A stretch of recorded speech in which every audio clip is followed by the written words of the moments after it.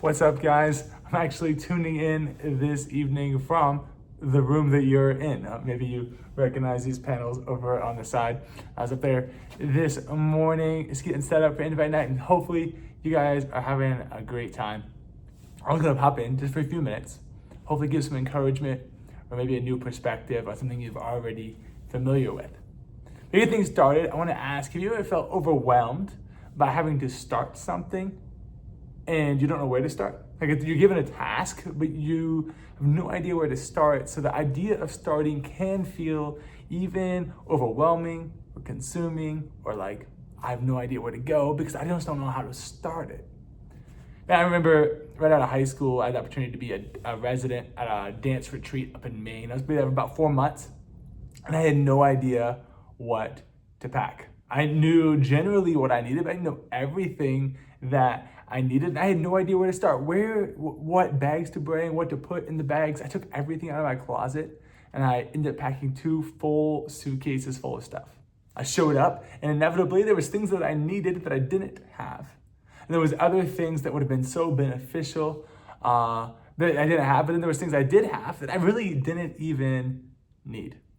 Have you ever had a moment where you were so overwhelmed by where to start that it seemed impossible to start? And what do you do? Imagine we've all had different moments when we were there. Moments where we became overwhelmed, moments where the rules seemed a little bit unclear, moments we didn't know exactly how to integrate or to be involved. I'm actually going to talk about a picnic just for a second. And I'm going to tell you what can and can't go to this picnic. And your goal is to figure out if you can determine what's allowed at the picnic. I'm going to list a few phrases of things that I think should be at this picnic. And then I'll give you a moment to just pause and maybe even just shout out some answers and see if you guys can get it. Hopefully it'll illustrate this point. So at this picnic, my name's Pastor Okoe. So Pastor can't go, Okoe can. Ridge can't go, Timmy can go. You can have spoons, but you can't have any forks. You can have the moon, but you can't have any stars. You can have moon pies, but you really don't have the pies part. You can have, there's gonna be floors, maybe even a pavilion, so there's floors, but there's not ceilings. I guess everybody's dancing all the time. What are a few more things? You can have watermelon, but you can't have cantaloupe. And we'll stop there. So we have, what do we have? We have watermelon, we have the moon, we have Okoe, we have Timmy, we have floors. There's a few things. What could go to the picnic? You can go ahead and just shout it out if you know. I bet you Rowan has played this game. She probably knows what's going on. If you guessed double letter, you'd be correct. 2 letters side by side, that can go to the picnic. There's lots of variations to this game, but the illustration or the point is, man, if I was just playing this right there with you and you were integrated, it can be super frustrating if you don't know the rules. If you don't know how to integrate or how to be involved in the game, it can be super frustrating. I want to bring us back to a time in the Bible. There's a group of people that thought they knew the rule book and were incredibly frustrated when the leaders started presenting a different way. They didn't know, this individual, Jesus, comes on and he starts living life in a way that goes against the rules that that the religious leaders thought were established. It feels like Jesus is breaking the rules, yet people are following him. And in fact, they get so frustrated by the rules that Jesus is breaking, by the way that Jesus is living, that they decide to kill him. They put him to death because of how much he's breaking the rules. But Jesus breaks the rules of death and rises again 3 days later. And when he rises again, he spends a few weeks talking to people, teaching them, and giving them the tools they need to begin to live out life when Jesus goes back to heaven. And one of those conversations or moments that we read about is called the Great Commission. We read about it in Acts and we read about it in Matthew. In Matthew 28, 18 to 20, it says, Jesus came and told his disciples, I've been given all authority in heaven and on earth. Therefore go and make disciples of all nations, baptizing them in the name of the Father, the Son, and the Holy Spirit.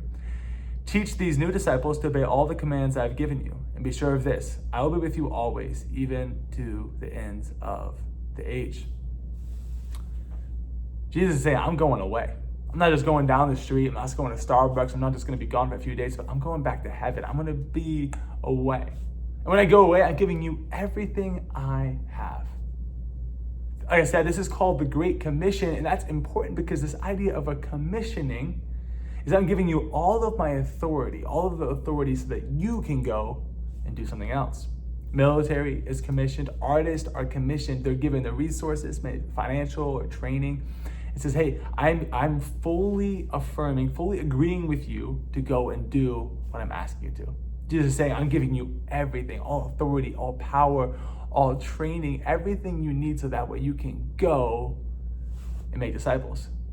They've realized for the first time that they've now been in training for 3 years, that now this is the moment that matters. This is the moment that changes everything. This illustration or this moment, what Jesus is really calling them to. This is what we talked about at Unite if you were there. This idea of coming home, this personal relationship, this understanding of who Jesus is. This understanding that all of us, each one of us, has a tendency to break the rules. And not in a good way like Jesus did, but in a way that hurts us and hurts others. And we know it. We know that even when we try not to break the rules, sometimes we even are breaking the rules even more, or sometimes we do it on accident and we feel bad. Each one of us is going to break the rules. So coming home is recognizing that, yes, we've broken the rules, but Jesus broke the rules of death. And in his new life, we can put our faith or our trust in him, just saying we're going to follow the rule book that Jesus has, a rule book rooted in trust and love and second chances and forgiveness. When I put my trust or my faith in that rule book and that person, my life looks different. I come home. I get a new rule book for life. That's the first thing, a decision that each one of us has the opportunity to make. Say, I'm going to move past the bad choices and I'm going to step into something new, and you can make that choice today. If you do, your leaders would love to talk to you a little bit more about what that means. The second is to share as you go. Jesus is saying you're going somewhere, so go ahead and just share as you're going. And the third is to bring other people along. That's the developing others. I also talked about baptism. Baptism is this public declaration of faith. It says, I believe in Jesus. I'm following the new rule book, and I want other people to know. We have baptism coming up in the beginning of October here at Lifehouse, and man, we would love for you to be a part of that. If you're saying yes to Jesus and you've never made a public decision to say, man, I want to publicly show what it looks like to follow Jesus. I know many of you have made a decision, but if you haven't and you would like to, again, your leaders would love to walk that process out with you. Jesus couldn't stay on earth. He had to go. Because when he went, he gave us the authority, and the impact or the multiplication was greater. You see, Jesus calls all of us to encourage others to follow him.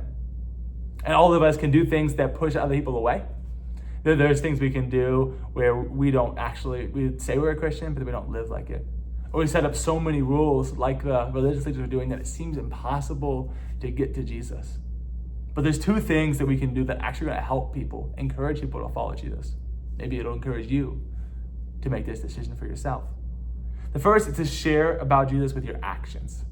This is the idea of showing what it looks like to follow Jesus. What does it look like to follow Jesus? We talked about this idea of a track and living your life on a way that's going somewhere and people can get on board and it changes them. Is your life a track? Are you willing to show other people what that looks like? That is step one. And then is to share about Jesus with your actions, and to share about Jesus with your words is the second one. If we have the best news ever, which we believe the best news ever is the story of Jesus, we want to tell the people about it. Man, if I had the most amazing news ever and I never shared with anyone, and somebody found out that I had it all along, I'm sure they'd be a little frustrated because they wanted to be a part of it. We have the best news ever, so we show it with our actions, but at some point, we have to use words. And using words is really just sharing our story, sharing what God did through us. You don't have to be complicated, but man, I'm gonna connect with somebody. I'm gonna ask a lot of questions. I'm gonna share my story, and then I'm gonna invite them to be a part of it. So those are the two steps: actions and words. And you begin to encourage the people. You in this room can be encouraged when you see it from your leaders, from your peers. Before we get back into some games and give away some prizes in a little bit, you guys have a small opportunity to hang out with your group leaders. So if you're by school and you're not in your group right now, but to get to your standard group, if you come back next week, that group you would be, there's a few questions that your leaders are gonna have a conversation about some of these ideas. And then there's a table right in front of you, the high top black table that has some cards from some different organizations. When we talk about campus missionaries, it talks about the school spirit night, and it's really this idea of like, how can you take the Spirit of God onto your school campus? So if you're at Unite, we had some of the vendors there, and they left some of their cards or resources available on that table. Take whatever you want. If there's a card that you can fill something out, the campus missionary card from Youth Alive, fill that out, give it to a leader, so that way we can be following up with you specifically. Youth Alive One Day is coming up real soon. It's a great resource. But there's a prayer card, which is just 10 people you're praying for. Grab a card. What are 10 people I can pray for this year? There is a full book. We turn your whole year into a mission trip. Each week it gives you different things for the whole 9 months. You can take one of those. Some stickers for your water bottle or your laptop, and some other things. So go to that table at some point, pick up whatever you want. It's available to ways to help you use your actions and your words to impact people with Jesus. And then there's a poster board on one of the tables in the back that says, what am I believing Jesus for? What am I believing for in my school this year? This could be, I'm believing for specific people. I'm believing for a club. I'm believing for less bullying. I'm believing for more love. Whatever it is, just write it out. Write your school, write it out, so we can be praying for you, believing in you, and then if we see it happen, we can celebrate it together. God, let's go ahead and pray. God, I thank you so much for who you are. God, thank you that you showed us with your actions and your words what it looks like to follow you, but then we can do the same. God, I pray that all of our actions would reflect who you are, and that all of our words would reflect who you are, that students would take the step to turn their school year into a missions field, and that certainly we'd have a lot of fun with the rest of our evening. We thank you and praise you. Amen. Have a great rest of your night. Excited to hear how it goes and who wins the evening. Peace out.